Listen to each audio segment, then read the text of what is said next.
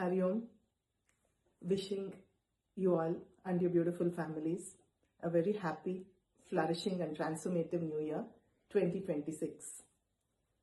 Let's begin today's transformative journey with the 11th chapter, Shloka number 33. Tasmatvam uttishta yasholabhasva jitva shatrun bhungshvarajyam samruddham mayai nihata purvameva nimittamatram bhavasavya. The transliteration from the rhythm of Krishna. Arise to the opulence of the conqueror that beckons, and garner the glory that a victor reckons. Know that by me all are already slain, so become my instrument, let the arrows rain.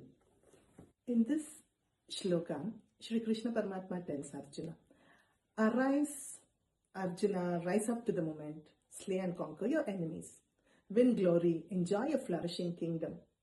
Understand that your enemies are already slain by me. You're only an instrument in my hands.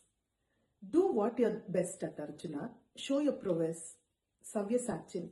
Let the arrows rain from both your hands. It's not easy, to shoot with bow and arrows from both hands.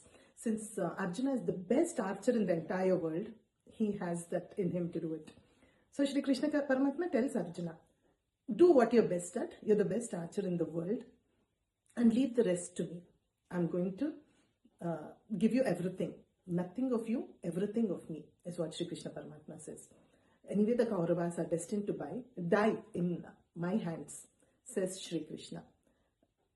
So let us quickly go back to the context. The 33rd shloka in the 11th adhyaya has several inferences. Like the other day I was telling you about surrender, saranagati. And the second thing will be to annihilate your ego. It is not you, but me, says Shri Krishna. I am the one who's killing all the enemies, all your enemies, all the Kauravas, says Shri Krishna. And then Shri Krishna Paramatma tells Arjuna, do your work to par excellence and leave the rest to me. So we can take three inferences here. One is surrender. Two is, it is nothing of you, everything of me, says Shri Krishna. And then do your work to par excellence and leave the rest in the hands of the divine. So the 11th chapter is a very illustrious and a very visually defining chapter, where Shri Krishna Paramatma benevolences Arjuna with the theophany of the grand spectacular theophany of the Vishwarupa Darshana. And he tells Arjuna that everything is in his dimension. Arjuna is bestowed upon with the infinite form. Initially, Arjuna sees a magnificent spectacle. It's the magnificent of 1,000 suns emanating from the Vishwarupa Darshana. That is the brilliance in the Darshanam. And then he sees, it's an infinite form. He sees the 2 Ashwini Kumars, and he sees the 8 Vasus, he sees the 11 Rudras, he sees the 12 Adityas, the 11 Adityas, and he sees the 49 Maruts, he sees the innumerable, the Gandharvas, the Yakshas, the Asuras, Siddhas, Sadhyas, and the sun and the moon are the eyes of the Darshanam, and he sees heads in all directions. He sees fire-spatting mouths, tongues licking in all directions, and divine weapons, you name it, it's all there. He sees maces, swords, bows and arrows, all the divine weapons, ornaments adorning the heavenly bodies.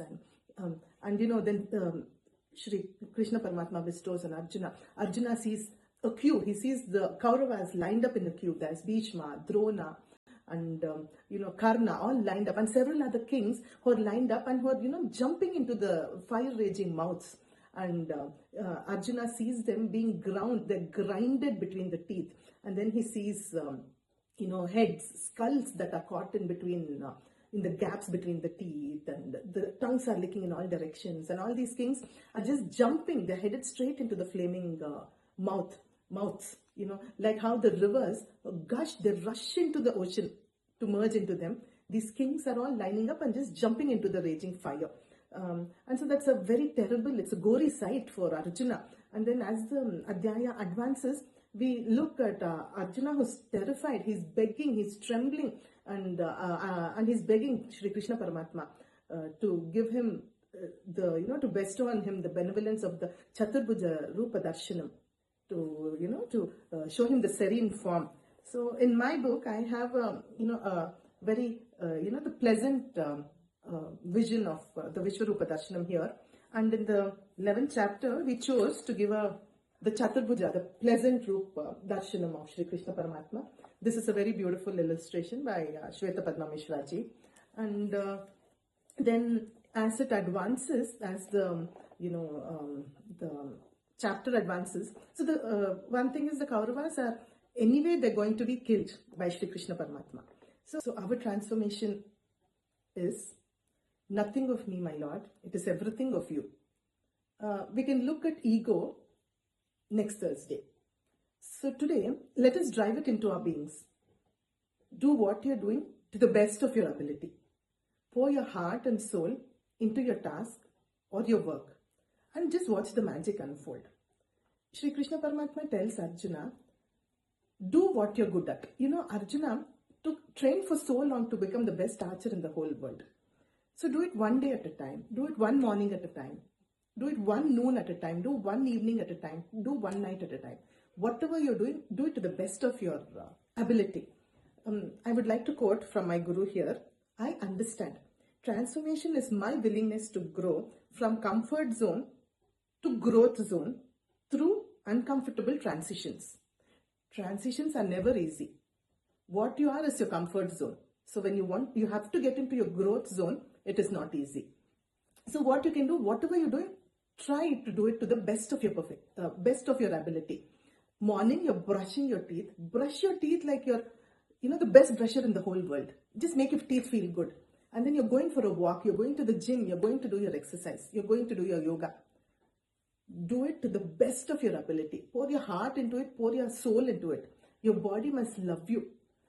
You're prepping up for breakfast. Let's say you're doing prepping the most boring breakfast. It's upma. And then do it with your undiluted presence. Give your family the best upma that you can give them in the whole world. You're doing your puja. Don't say I have limited flowers, and then don't sit in the puja room and don't use your phone, or don't call out to your maid, or don't give instructions, don't call out to your child. Just wholeheartedly, with pure devotion, give your time to the Almighty, to the Divine. 5 minutes, 10 minutes, whatever is possible, just give it your undiluted time. You're going into your office. That instant, give it the best that you can. Give your staff instructions with your best mindset.